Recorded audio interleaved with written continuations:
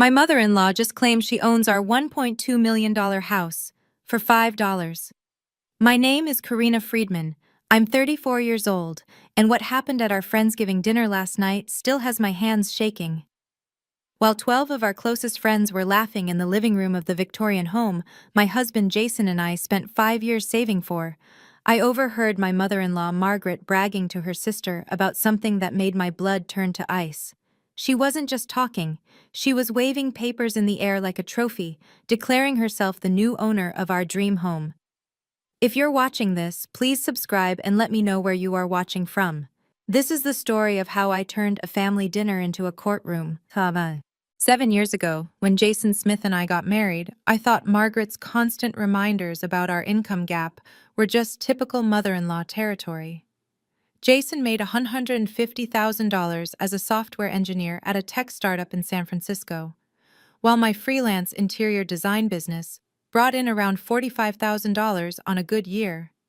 Jason is the real breadwinner, Margaret would say at every family gathering, her voice dripping with fake sweetness. You're so lucky he takes care of everything, Karina. The truth was, we both contributed to our dream. That beautiful 1912 Victorian in Berkeley Hills we'd finally bought 6 months ago after 5 years of saving every penny. I'd skip lattes, work extra projects, even sold my grandmother's jewelry to add to our down payment fund. But to Margaret, I was just the artistic wife who played with colors while her son did the real work. What bothered me most wasn't her dismissal of my career. It was how Jason never corrected her. Mom means well, he'd say whenever I brought it up. She's just from a different generation. Then he'd kiss my forehead and change the subject, usually to something about how we should give his mother a spare key for emergencies. I fought that battle for 3 months before giving in. What if something happens to us? Jason argued. What if there's a fire? Mom lives 10 minutes away. His brown eyes looked so concerned, so protective. How could I say no to safety? Looking back now, I see the first red flag wasn't Margaret having our key. It was Jason insisting she needed it despite my obvious discomfort. But when you love someone, you tell yourself you're being paranoid, that family is supposed to be trusted. I was about to learn exactly how much that trust would cost me. Margaret's emergency key quickly became her all-access pass. She'd appear 3 or 4 times a week, always when Jason was at work, and I was trying to meet client deadlines from my home office. The doorbell would ring, and there she'd be, pearl necklace, pressed blazer, and that practiced smile that never reached her eyes. Just thought I'd help organize the kitchen, she'd announce, already halfway to the cabinets. By the time she left, my carefully arranged workspace would be improved, my design samples relocated, and somehow, mysteriously, our important documents would be shuffled around. This house needs the touch of a real homemaker, she'd say, running her finger along surfaces that were already spotless. When I managed Jason's father's properties, everything had a proper place. I started working from a coffee shop downtown just to avoid her. The baristas knew my order: large Americano, corner table, outlets for my laptop. It cost me $30 a week I couldn't really afford, but it was worth it for the peace. When Jason asked why I wasn't using my beautiful home office anymore, I couldn't bring myself to tell him I was hiding from his mother. Your mom rearranged my filing system again, I tried once, keeping my voice light. She's just trying to help, honey. You know how she is about organization. 2 months ago, something shifted. Margaret started asking oddly specific questions about our mortgage paperwork. Where do you keep the deed? Is it in a safety deposit box? You know those bank boxes aren't always secure, right? Her casual tone didn't match the intensity in her steel gray eyes. I told her everything was safely stored at Wells Fargo, but something made me move our documents to a different bank that same week. Call it intuition or paranoia. Either way, that decision would soon save everything. The real warning came 8 weeks before Friendsgiving. Jason and I were having our usual Sunday morning coffee when he casually mentioned, Mom had an interesting idea about our taxes. She says if we temporarily transfer the house title to her, we could save almost $20,000 this year. I nearly choked on my latte. Transfer our house? Jason, that's insane. Not transfer, just restructure, for tax purposes. It would still be ours. He wouldn't meet my eyes, focusing instead on stirring sugar into his cup, something he never did. Absolutely not. My voice came out sharper than intended. We're not putting our home in your mother's name for any reason. He sulked for a week, giving me the silent treatment I'd grown accustomed to whenever I disagreed with Margaret's suggestions. Then came the questions about our important documents. Hey babe, where did you say we keep the spare key to the safety deposit box? Just curious, do we have copies of the deed here at home? One evening, I caught him in my home office, rifling through my filing cabinet. My phone was in my hand before I even thought about it, capturing him pulling out folders, checking labels, clearly searching for something specific. Lost something? I asked from the doorway. He jumped, shoving papers back hastily. Just looking for our insurance documents. Mom thinks we're overpaying. They're in the blue folder, third drawer. I watched him pretend to find them, pretend to be satisfied. Since when does your mom review our insurance? She's just trying to help us save money, Cor. Why are you always so suspicious of her? I didn't answer. But that night, I uploaded every important document to a cloud storage account Jason didn't know about, and I changed the password on our home security system, just in case. I'd spent 2 weeks planning the perfect Friendsgiving. 12 of our closest friends, including Rachel Torres, my best friend since Berkeley Law School, who now ran her own real estate practice. The dining room table was extended to its full length, decorated with amber candles and autumn leaves I'd collected from our backyard maple tree. This was supposed to be our first major holiday in the new house, a chance to show everyone we'd finally made it. The turkey was in the oven, wine was breathing on the sideboard, and Jason seemed genuinely excited for once. "This looks amazing, babe," he said, kissing my cheek as he adjusted the playlist. For a moment, I let myself believe everything was normal. At 6:30, just as our first guests arrived, Margaret swept through the front door without knocking. She wore her best St. John's suit and carried an expensive leather portfolio bag, odd for a casual dinner. "Margaret!" I forced brightness into my voice. "I didn't know you were coming." "Jason invited me weeks ago." She air-kissed my cheek, her perfume overwhelming. "Didn't he tell you?" I looked at Jason, who suddenly became very interested in greeting other guests. "Must have slipped my mind," he mumbled, not meeting my eyes. Rachel caught my expression from across the room and raised an eyebrow. I shook my head slightly. Not now. But she moved closer anyway, her lawyer instincts clearly activated. Margaret settled into the chair at the head of the table, my chair, and placed her portfolio bag prominently beside her. "I have something very important to announce tonight," she said loud enough for everyone to hear, her eyes gleaming with an excitement that made my stomach clench. I had no idea I was about to be ambushed in my own home. At 8:30 p.m., just as I was bringing out the homemade pumpkin pie, Margaret stood up, tapping her wine glass with a silver spoon. The cheerful conversation died instantly. "Everyone, I have wonderful news to share." She reached into her portfolio with theatrical deliberation. "As of today, I'm the proud owner of this beautiful home." The room went silent. Someone's fork clattered onto their plate. "Jason, my wonderful son, has transferred the deed to me for $5. Isn't that generous?" She pulled out a document and waved it above her head like a flag. "It's all legal and binding, filed with the county this morning." My knees nearly buckled.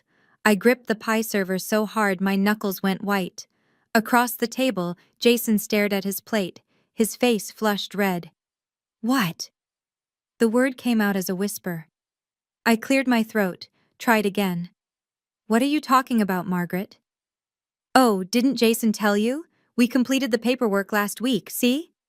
She held the document toward me, and I saw enough to recognize a quitclaim deed. "Your signature is right there, dear." Though I must say, your handwriting has improved. Rachel was already on her feet, moving toward the document with professional interest. May I?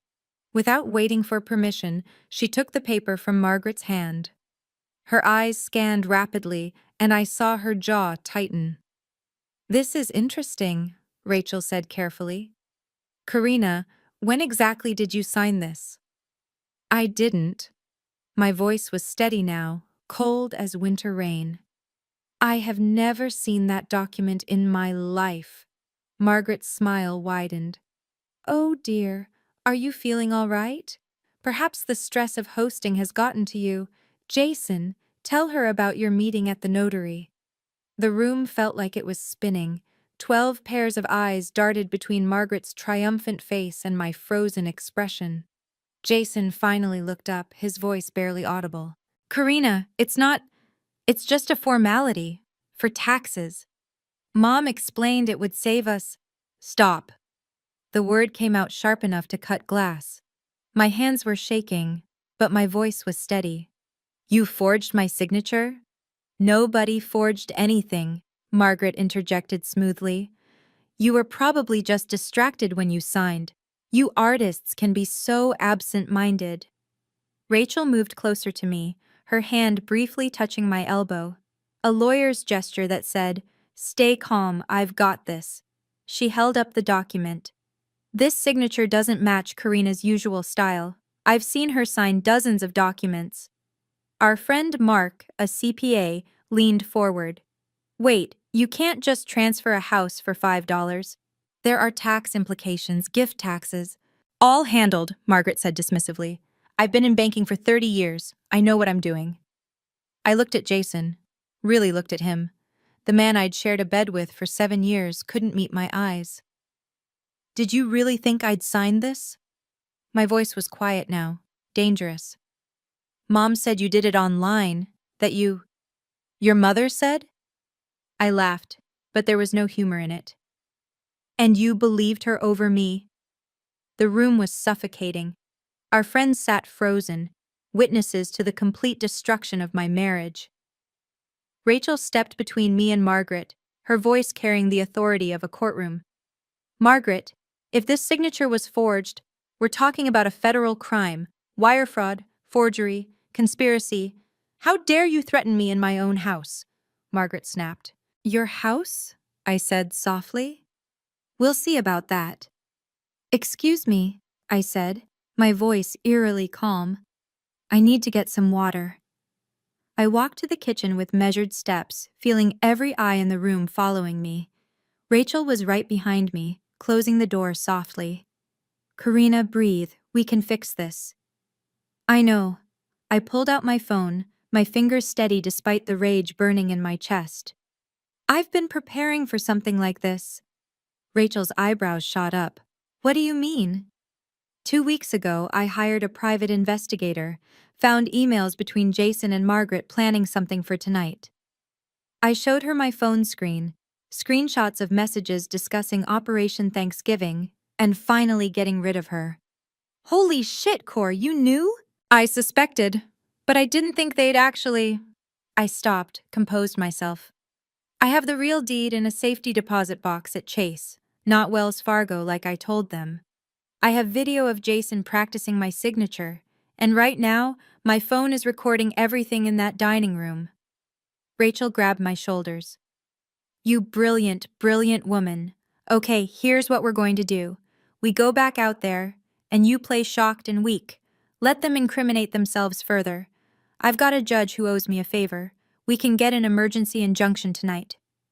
Tonight? The courthouse has a night duty judge for domestic situations. This qualifies. She was already texting. My colleague Tom is online now. He's pulling up the property records. That deed they filed? If it's fraudulent, we can have it frozen within hours. I took a deep breath, straightened my shoulders. Let's go back out there. I want to hear exactly how they did it. Rachel squeezed my hand. Remember, you're gathering evidence now. Every word they say is another nail in their coffin. I returned to the dining room, making my voice small and confused. Margaret, I don't understand. How could this happen without me knowing? She preened. unable to resist explaining her cleverness. Oh, it was quite simple. Jason brought the papers home. You signed them with some other documents. You probably didn't even read them. You never do pay attention to the important things. But the notary? My friend Linda from the bank. She's very understanding about family situations. Margaret's smile was poisonous. Sometimes wives sign things without realizing. Happens all the time in my experience. I felt Rachel stiffen beside me. Admitting to notary fraud in front of 12 witnesses, Margaret had just handed us a gift. And if I refused to accept this? I asked, my phone in my lap still recording. Jason finally spoke up.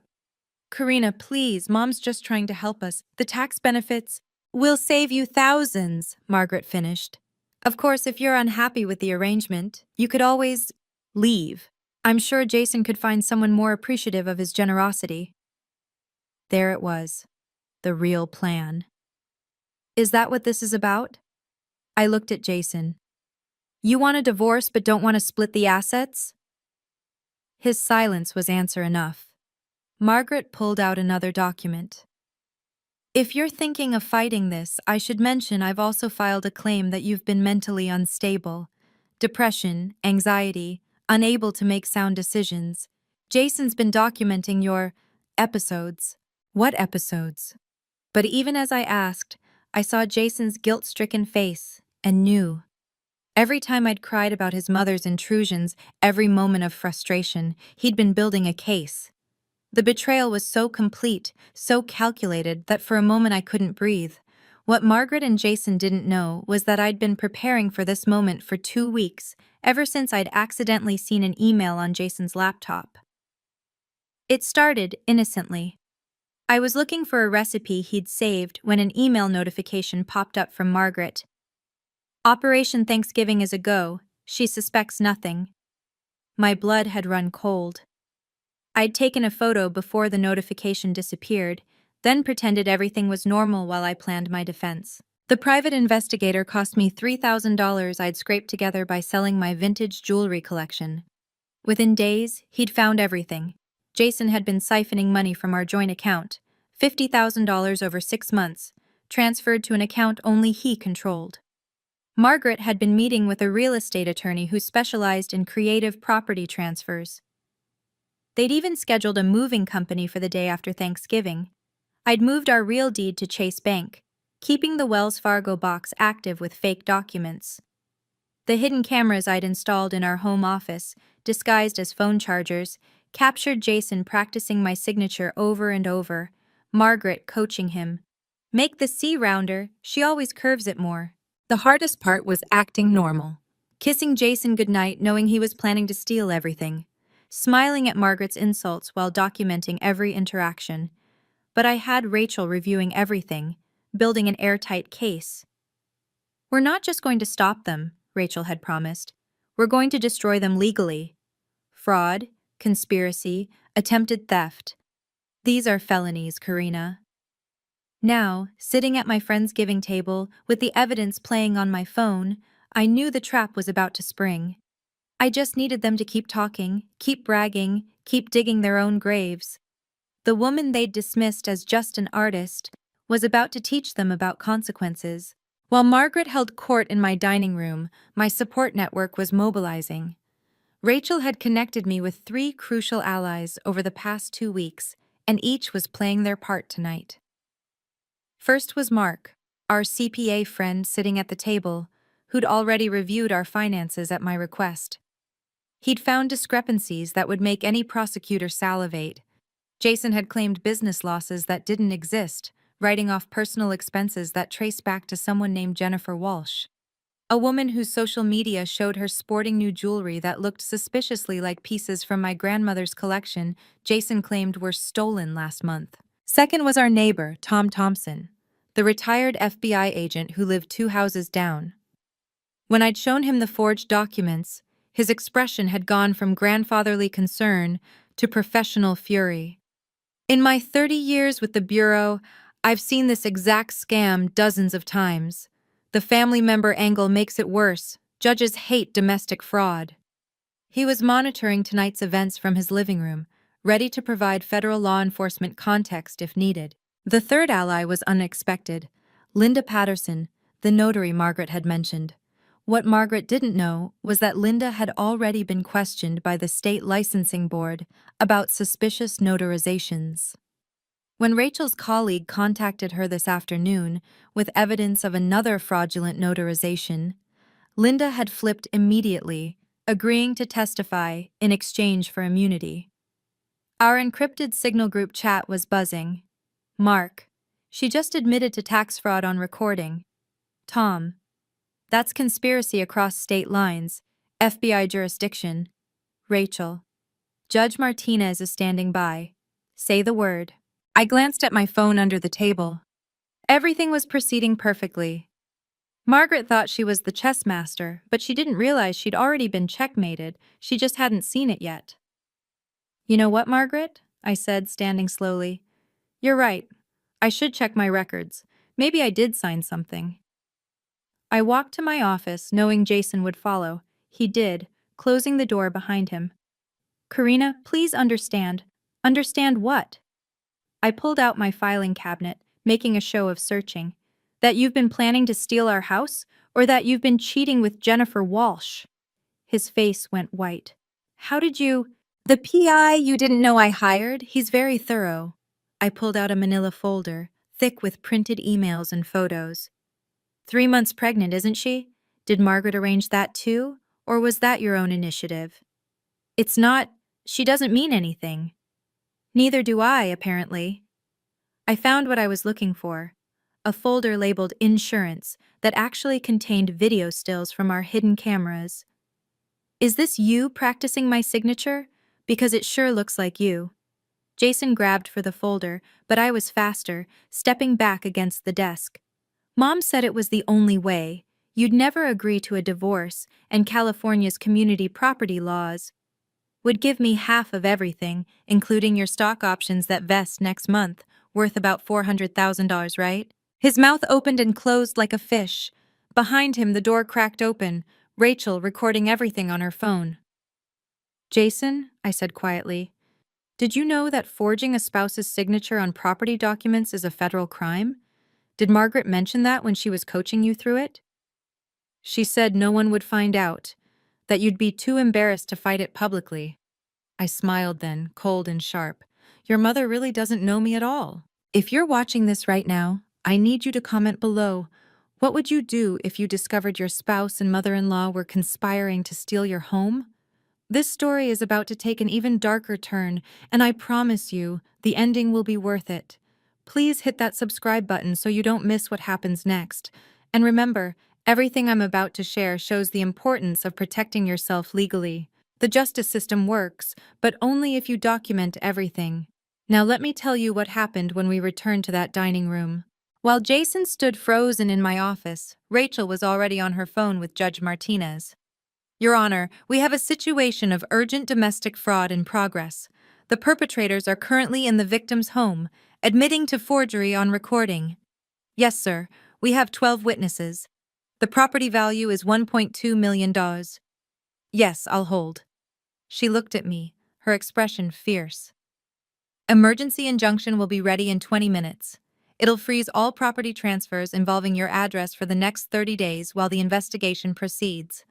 Margaret won't be able to file anything else, and that fraudulent deed becomes evidence of a crime, not a legal document. From the dining room, we could hear Margaret's voice growing louder. Where did they go? This is ridiculous. Jason, go get your wife. We need to go back, I said, gathering the evidence folders. Let her keep talking. Rachel nodded. The more she says, the worse it gets for her. Oh, and Karina? She smiled grimly. Tom Thompson just texted. The FBI's Financial Crimes Unit would like a word with Margaret about that notary friend of hers. Turns out Linda has been under investigation for 6 months. Jason's face had gone from white to green. The FBI? Mom said this was just a family matter. Your mother lied, Rachel said flatly. She's been planning this for over a year. We have the paper trail.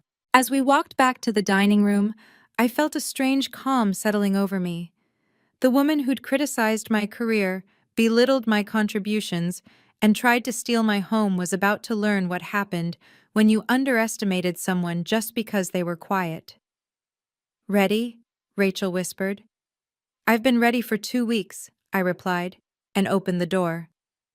Margaret was standing at the head of the table when we returned, her face flushed with wine and indignation. There you are. I was just explaining to everyone that you'll need to vacate within 30 days. That's more than generous, considering I could demand immediate possession. The room was dead silent. Our friends sat frozen, some with phones discreetly recording, others looking like they wanted to flee. Mark caught my eye and nodded slightly. He was documenting everything. 30 days? I said mildly, taking my seat. That seems rushed. Well, if you prefer, we could make it sooner. Margaret's smile was vicious. Jason, tell her about the moving company. Jason mumbled something unintelligible. Speak up, son. Tell your soon-to-be ex-wife about premium movers. They're scheduled for Saturday. Saturday? Rachel's voice cut through the tension. That's in 2 days. Yes, well, we wanted to avoid any unpleasantness. Margaret pulled out another document. I've also taken the liberty of drafting a separation agreement. Very generous, considering the circumstances. Karina gets to keep her little design supplies and her car. The 10-year-old Honda, she added with a sneer. How thoughtful, I said. And what circumstances would those be? Your mental instability, of course. Jason's been documenting everything. The crying fits, the paranoia about me visiting, the erratic behavior. Any judge would see you're unfit to manage property. Our friend Sarah, a therapist, spoke up. That's not how mental health evaluations work at. I don't recall asking for your input, Margaret snapped. Then turning back to me. If you fight this, Karina, I'll make sure everyone knows exactly what kind of person you really are. Unstable, ungrateful, unfit. The threat hung in the air like poison gas, and I knew it was time. I picked up the quitclaim deed Margaret had been waving around, studying it with the calm focus I used when selecting paint colors. Margaret, this is fascinating, but I have a few questions about this signature. What about it? Her voice was sharp, defensive. Well, for starters, I always sign Karina M. Friedman, with my middle initial. This just says Karina Friedman. I held the paper up to the light. Also, the notary seal. Linda Patterson, you said? Isn't she the one under investigation by the state licensing board? Margaret's face flushed. How could you possibly know? And this date, I continued, as if she hadn't spoken. November 15th. I was in Los Angeles that day, at a design conference. I have receipts, registration records, and about 40 Instagram posts from other attendees showing me there. Rachel leaned forward.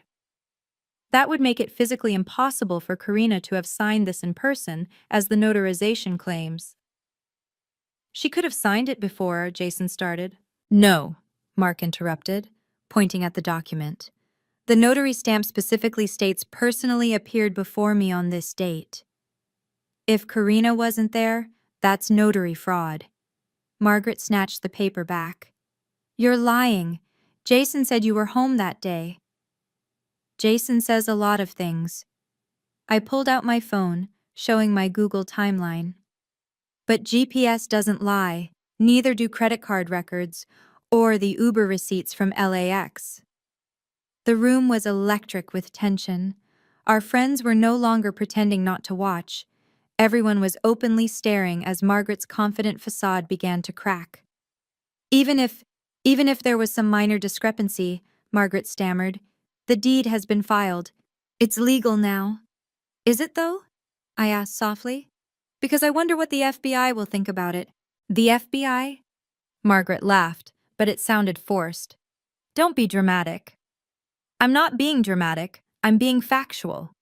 I stood up, my voice carrying clearly through the room. 10 days ago, I filed a report with the FBI's Financial Crimes Division. Forgery of a signature on property documents worth over $1 million? That's wire fraud. That's a federal crime. Jason jerked back in his chair. You did what? I protected myself. When I found your practice signatures in the trash, yes, Jason, you should have shredded them. I knew I needed help beyond local police. I turned to our guests. Tom Thompson, our neighbor, used to be FBI. He helped me file the report properly. Rachel stood up beside me. The agents are actually very interested in this case. The pattern of domestic financial abuse, the conspiracy between family members, the involvement of a notary already under investigation, it's what they call a gift-wrapped case. You're bluffing, Margaret said, but her hands were shaking. Am I? I walked to the window, pulled back the curtain. That black SUV that's been parked outside for the last hour? Agents Melissa Chen and Robert Davis. They're waiting for my signal. Margaret rushed to the window, her face draining of color when she saw the vehicle with government plates. They wanted to come in earlier, I continued, but I asked them to wait. I wanted you to confess everything in front of our friends first, which you did. Beautifully. Jason, Margaret turned to her son. You said she'd never fight back. You said she was too weak. And there it was, the final admission. Jason hadn't just betrayed me, he'd actively portrayed me as weak to his mother, encouraging her scheme. Jason stood up so fast his chair toppled backward. Mom, you told me Karina had already signed. You said the notary confirmed it. Margaret's mask finally slipped completely. Oh, grow up, Jason. You knew exactly what we were doing. You practiced her signature for hours. You said it was just for practice, in case she was traveling and needed documents signed. And you believed that? Margaret's laugh was bitter. You wanted to believe it because you're too weak to divorce her properly, too scared of losing your precious stock options. Mom, Jason's voice cracked. You used me? I did what you didn't have the spine to do. That girl, she pointed at me, was never good enough for you. A freelance designer? Please. Jennifer understands your worth. She comes from a good family, has her own money. Jennifer? Sarah, one of our guests, gasped. The woman from your office? The one you said was just a colleague? She's pregnant, I said quietly. 3 months. Margaret arranged the whole thing. Introduced them at a charity gala, encouraged the affair, probably picked out the engagement ring Jason bought her last week. The room erupted. Jason sank into his chair, head in his hands. Mom, what did you do? I gave you a future, a real wife, not this gold digger. This gold? Gold digger? I laughed, actually laughed. Margaret, I put $300,000 of my inheritance into this house. Every penny from my grandmother's estate. Jason gambled away nearly that much on crypto and online poker, which you helped him hide. Who's the gold digger here? Margaret's mouth opened and closed, but no words came out. For the first time since I'd known her, she had nothing to say. I walked to my office and returned with a leather portfolio, nicer than Margaret's, a detail that didn't escape her notice. Since we're sharing documents tonight, I have some of my own. I laid them out methodically on the dining table, like a prosecutor presenting evidence. Email conversations between Margaret and Jason planning tonight's ambush.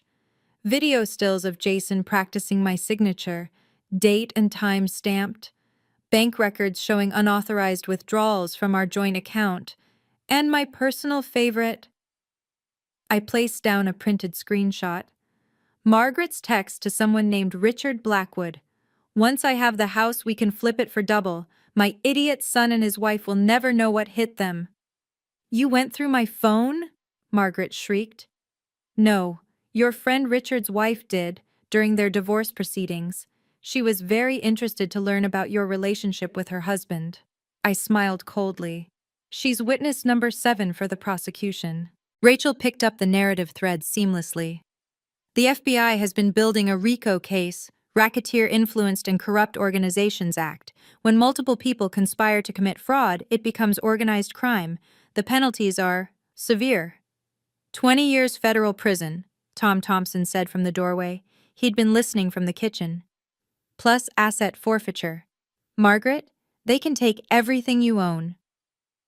Our 12 dinner guests were transfixed. Someone, I think it was Mark's wife, was live streaming on Instagram. The viewer count was already at 3,000 and climbing.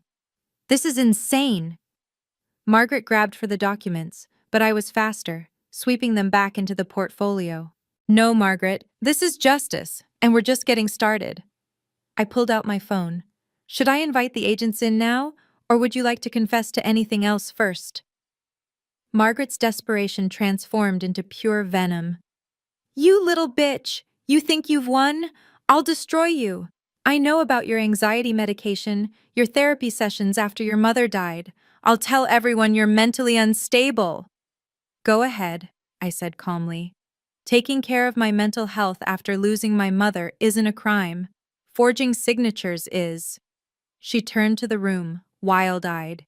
She's lying. She's always been jealous of my relationship with Jason. She probably forged these documents herself.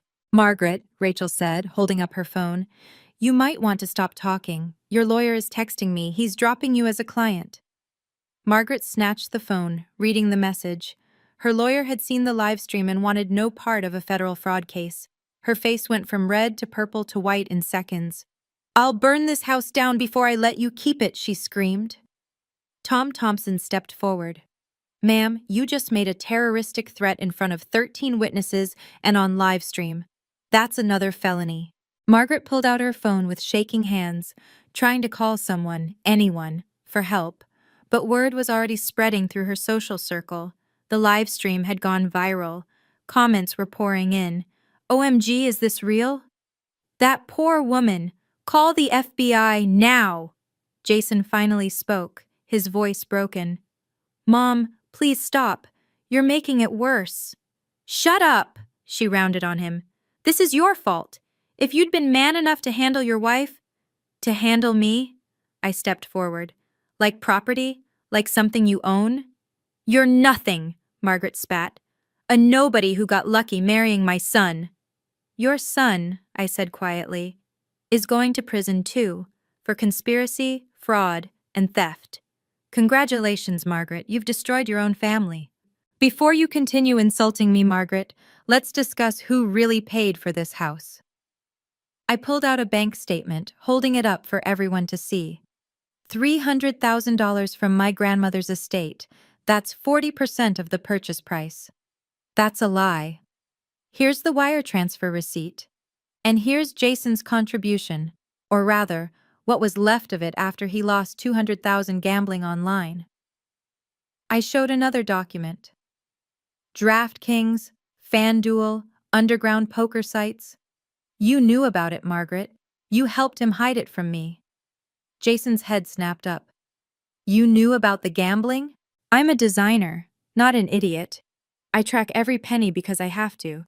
Freelance income isn't steady. I noticed the patterns, the secret credit cards, the business trips to Vegas. Mark spoke up from his seat. As their CPA, I can confirm Karina's numbers. She also paid 70% of the monthly mortgage while building her business. But Jason makes 3 times what she does, Margaret protested. Made, I corrected. He was fired 2 weeks ago for misuse of company funds. Didn't tell you that, did he, Margaret? The stock options you're so worried about? They're gone. Forfeited when he was terminated for cause. The room gasped collectively. Jason looked like he'd been punched. Margaret turned to her son. You said you were getting promoted. I was going to fix it. I just needed time. Time to steal my house and run off with your pregnant girlfriend? I asked. How noble. Rachel added. The house is titled as community property, but Karina's inheritance is traceable as separate property investment. Legally, she could claim majority ownership even without the fraud. With it? Margaret, you and Jason are looking at massive restitution payments on top of criminal penalties. I stood up slowly, walking to Margaret with measured steps. The room held its breath as I reached into my portfolio and pulled out a pristine white envelope. Margaret, since we're exchanging documents tonight, I have one more for you. She recoiled as if the envelope might bite her. What is that? Take it and find out. I held it out patiently, like offering a treat to a skittish animal. With trembling fingers, she took the envelope, tearing it open. As she read, her face went through a symphony of emotions. confusion, understanding, then absolute horror. "This is," she whispered. "An emergency protective order from Judge Martinez, signed 20 minutes ago," Rachel announced to the room. "It freezes all property transfers involving this address for the next 30 days pending investigation. It also includes a restraining order. Margaret cannot come within 500 feet of this property or Karina. But more importantly," I continued, pulling out a second envelope, "this is a civil lawsuit for fraud, conspiracy, intentional infliction of emotional distress, and theft. You're being sued for 3 times the value of the house in damages. That's $3.6 million, Margaret." The papers slipped from her numb fingers, scattering on the floor. Jason scrambled to pick them up, reading frantically. "And this," I pulled out a third envelope, handing it to Jason, "is for you. Divorce papers, already filed. Given the fraud, my lawyer says I can claim the house entirely as separate property." "You can't. This isn't," Margaret stuttered. "Actually, she can," said a clear voice from across the room. One of our guests, David, whom Margaret had ignored all evening, stood up.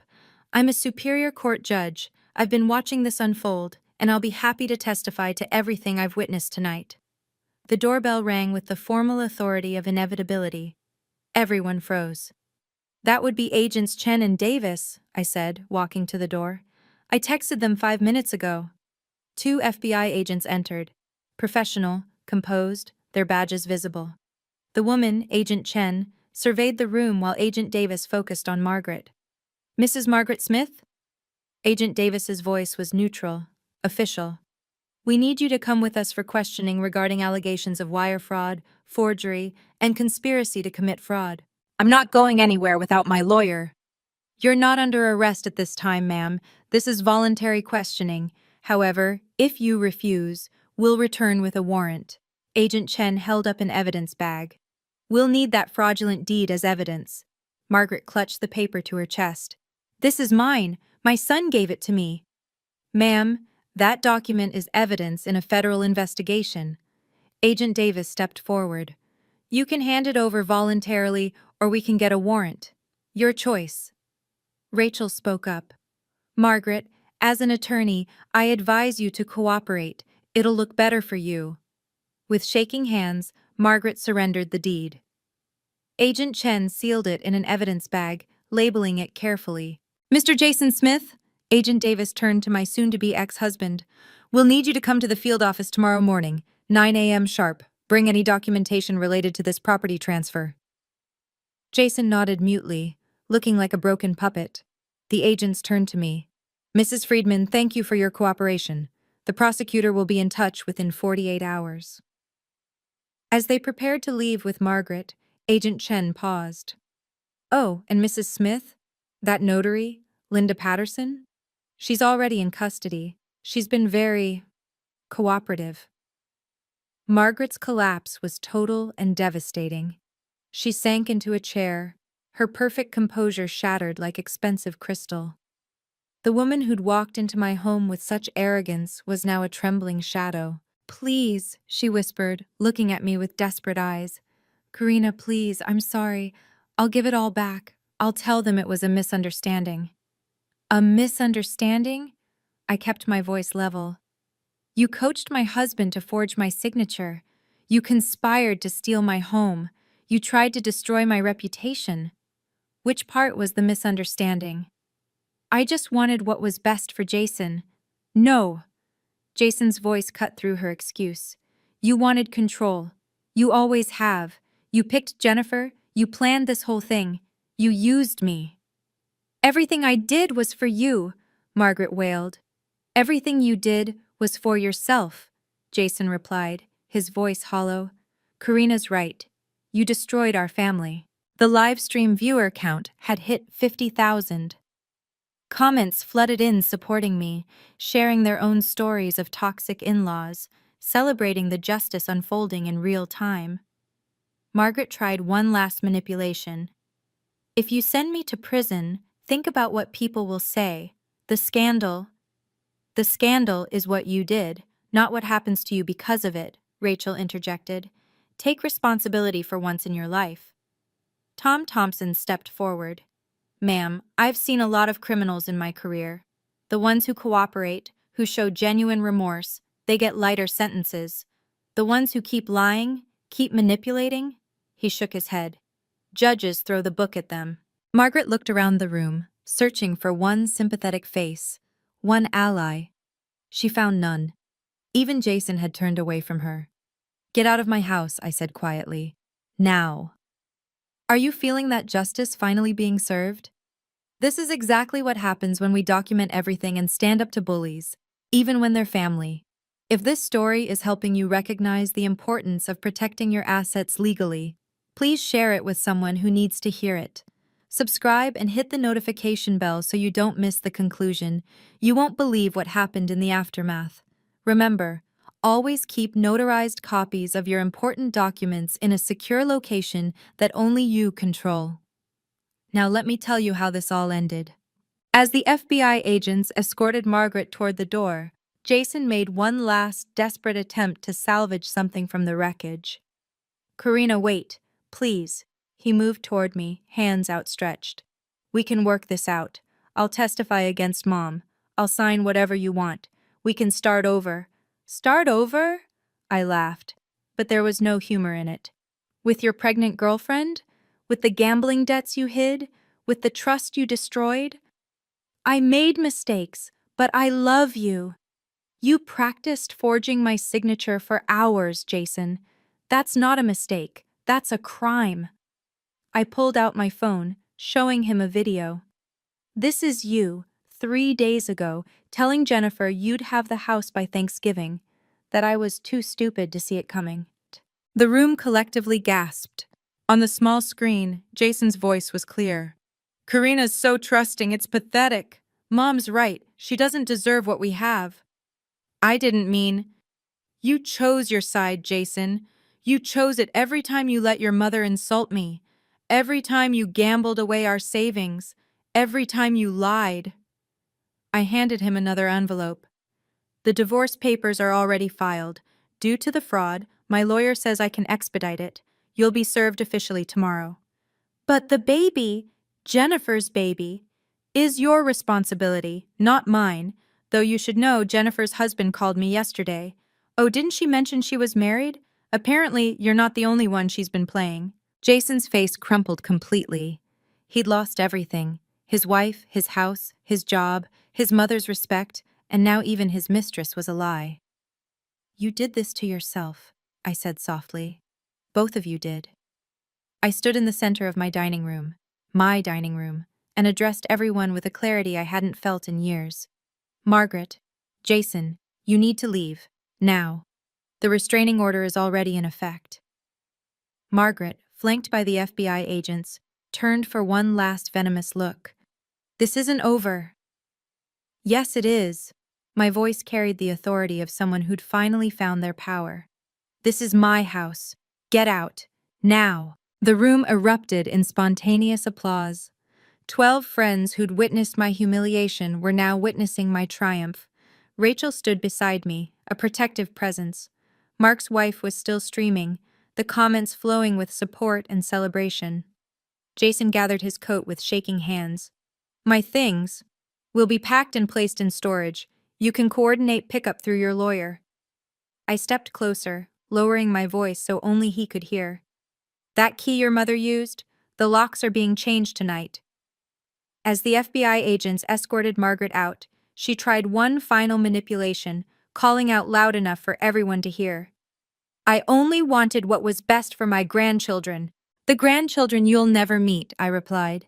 Any future children I have will be protected from you by law. The door closed behind them with a decisive click. For a moment, the room was silent. Then Sarah raised her wineglass. To Karina, who just showed us all what boundaries look like. To Karina, the room echoed. Rachel hugged me tight. You did it. You really did it. We did it, I corrected, looking around at my true family, the friends who'd stood by me. And Margaret was wrong about one thing. She said I was nothing, a nobody. But tonight, I'm exactly who I need to be. Free. The next morning came with swift, decisive consequences. Rachel called me at 8 a.m. with updates that made my coffee taste like victory. Margaret was formally arrested an hour ago, she reported.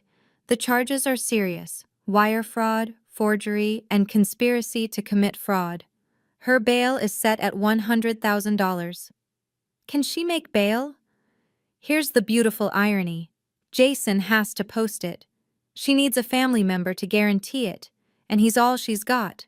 But with his job gone and assets frozen, he's scrambling. By noon, the dominoes were falling faster. Tom Thompson called with federal updates. The FBI found 3 other cases where Margaret helped family members with property transfers. This is a pattern, Karina. You're not her first victim, but you'll be her last. The restraining order was fully in effect. Margaret couldn't come within 500 feet of my home, my workplace, or me personally. The violation would mean immediate jail time. Jason's situation was equally grim. His former employer had filed charges for embezzlement after finding more discrepancies. His assets were frozen pending investigation. The pregnant girlfriend? Disappeared after learning he was broke. The house is protected, Rachel confirmed. Judge Martinez extended the freeze on all property transfers indefinitely pending criminal proceedings. Margaret's fraudulent deed is void. You're safe. That afternoon, a forensic accountant Rachel recommended found something stunning. Margaret had been siphoning money from Jason's accounts for years, building her own nest egg while encouraging his gambling to keep him dependent. She wasn't protecting him, the accountant explained. She was controlling him, ensuring he'd never leave her influence. The investigation would take months, but the immediate danger was over. Margaret was facing potential federal charges with a 5 to 10-year sentence. Jason faced 2 to 3 years. Their conspiracy had unraveled completely. Within 48 hours, the video of our Friendsgiving confrontation had gone viral. 2 million views and climbing. The comments section became a support group for others who'd faced similar family betrayals. My MIL tried the same thing. This gives me courage to fight back. Queen energy! You handled that with such class. That moment when she pulled out the court papers, chills. But the real impact was local. Margaret's carefully cultivated reputation crumbled overnight. The charitable foundation where she served on the board released a terse statement. Margaret Smith has resigned from her position, effective immediately. Her country club revoked her membership after 3 other members came forward with stories of her helping with their financial matters. Jason's professional destruction was equally complete. Word spread through Silicon Valley's tight-knit tech community. He was radioactive, unhireable. The pregnant girlfriend? Turned out she wasn't pregnant at all. She'd been running her own con, targeting married men with money. When she learned Jason was broke and facing prison, she vanished like smoke. 3 women contacted me privately through Rachel, all former daughters-in-law of Margaret's friends, all with eerily similar stories of attempted property theft. We formed a support group, sharing evidence for the FBI's expanding investigation. She had a whole playbook, one woman told me. Isolate the wife, manipulate the son, create financial dependence, then strike. You're the first one who fought back successfully. Local news picked up the story. Berkeley woman exposes mother-in-law's $1 million fraud scheme. The segment included legal experts explaining how common family property fraud was and how to protect yourself. My design business exploded. 5 new clients in a week, all wanting to support someone who'd stood up to abuse. My story had resonated far beyond what I'd imagined. 6 weeks after Friendsgiving, I stood in my home office, completely redesigned, every trace of Jason's presence erased. The hidden cameras were gone, replaced with beautiful artwork from local artists. The filing cabinet that once held evidence of betrayal now contained contracts for my thriving business. I'd changed every lock, installed a new security system, and most symbolically, painted the master bedroom in colors Jason had always hated.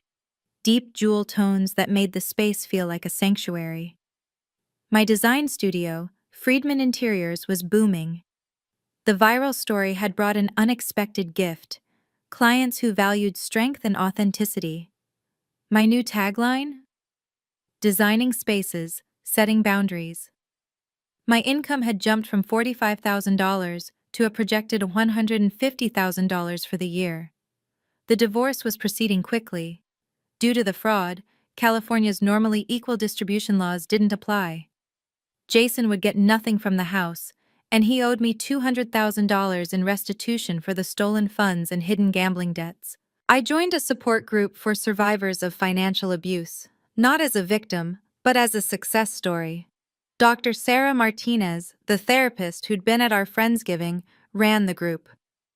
"Your story gives others permission to fight back," she told me. "You showed them it's possible to win." The house felt different now, lighter, brighter, truly mine. Every room had been reclaimed, reorganized, infused with my vision instead of Margaret's criticism. The dining room where she'd tried to destroy me had hosted 3 dinner parties since, each one a celebration of chosen family. My real triumph wasn't just keeping my house or exposing their crimes. It was discovering that I'd never been the weak, dependent woman they'd painted me as. I'd always been strong. I just needed the right moment to prove it. 6 months after that fateful Friendsgiving, justice was fully served. Margaret Smith was sentenced to 18 months in federal prison after pleading guilty to reduced charges. The judge called her actions a calculated betrayal of family trust that strikes at the heart of domestic security. She'd also been ordered to pay $500,000 in restitution, money she didn't have after her assets were seized. Jason received 2 years probation and 500 hours of community service for his role in the conspiracy. He lost his tech career permanently. No company would touch him after the embezzlement charges. Last I heard, he was working at a car rental agency, living in a studio apartment in Vallejo. The divorce was finalized with him owing me $3,000 monthly in restitution payments for the next 10 years. The house had been professionally appraised during the legal proceedings, $1.5 million, a $300,000 increase from our purchase price. Every mortgage payment, every improvement, every sacrifice had been worth it. It was mine, completely and legally mine. Jennifer Walsh, the supposed girlfriend, was facing her own legal troubles. Turns out she'd been running romance scams on multiple married men. Jason wasn't special. He was just another mark who'd fallen for her con. The poetic justice was delicious. 3 other victims of Margaret's previous schemes had come forward, leading to additional charges. Her pattern of targeting daughters-in-law and manipulating property transfers went back 15 years. She'd stolen nearly $2 million total over her career. The FBI agent, Melissa Chen, called me last week with final news. "Your case broke open a whole network of family fraud schemes. You didn't just save your house, Mrs. Friedman. You saved dozens of other women from the same fate." My story had become a cautionary tale and a beacon of hope, proof that documentation, preparation, and courage could defeat even family predators. So what did I learn from all of this? 3 crucial lessons that might save your home and your sanity. First, document everything. Every strange request, every guilt trip about money, every attempt to access your financial documents. That paranoid feeling you have? Listen to it. I started recording conversations and saving emails 2 weeks before the confrontation, and that evidence made all the difference. The FBI agent told me my documentation was the most thorough they'd ever seen in a domestic fraud case. Second, trust your gut about boundaries. When someone, especially family, pushes against your comfort zone repeatedly, they're testing how far they can go. Margaret started with small invasions and escalated to grand theft. If I'd enforced stronger boundaries from day one, she might never have attempted this scheme. Third, your support network matters more than family ties. Those 12 friends at Friendsgiving became my witnesses, my strength, my validation that I wasn't crazy. Rachel's legal expertise, Tom's FBI connections, Mark's financial knowledge. Surround yourself with people who protect you, not people who prey on you. The phrase "family doesn't do that to family" is a manipulation tactic. Family members commit 65% of financial fraud because they have access and assumed trust. Love doesn't mean unlimited access to your life, your home, or your documents. Today, my house is my sanctuary. Every room tells the story of survival and strength. The dining room where Margaret tried to destroy me now hosts monthly dinners for women escaping financial abuse. We share resources, strategies, and hope. Boundaries aren't cruel, they're necessary. Documentation isn't paranoid, it's protective. And sometimes, the family you choose is worth more than the family you're born into. Trust, but verify. Love, but protect yourself. And always keep notarized copies in a bank only you control. If this story helped you recognize red flags in your own life, please hit that like button and share it with someone who needs to hear it. Subscribe and ring the notification bell for more real stories about justice and boundaries. Comment below. Have you checked your important documents lately? Are they somewhere only you can access? Next week, I'll be sharing the story of a woman who discovered her husband's double life through a single Costco receipt. You won't believe how deep that rabbit hole went. Until then, stay safe, stay documented, and remember, your home is your castle, and you alone hold the keys.